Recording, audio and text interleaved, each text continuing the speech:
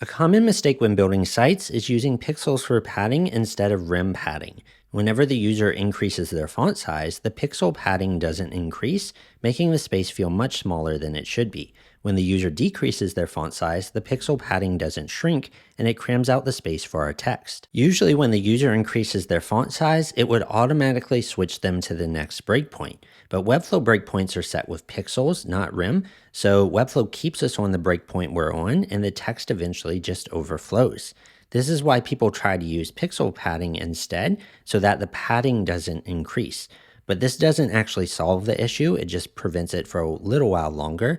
For a design to be accessible, the user needs to be able to double their font size. And when they do that, we'll notice even with pixels, the text overflows, and pixels introduce new issues. Increasing font size should work just like increasing the browser zoom. Whenever the user zooms, both the pixel and rim values are increasing, and all the browser's doing is showing us a smaller screen size, like this tablet breakpoint, but scaled up to fill our full desktop screen. But when it comes to user font size, mixing a relative unit like rim and a fixed unit like pixels leads to some weird and unexpected results. So to create accessible layouts, we need to bypass the Webflow breakpoints. There's ways to do that with container queries, with certain flex styles that are based on a min rim width, and even with grid. In this case, I'm setting each grid column to never be smaller than 23 rim. I could plug any value I want there, and to apply this, we just set a Webflow grid, and under custom properties, we set this for our column size.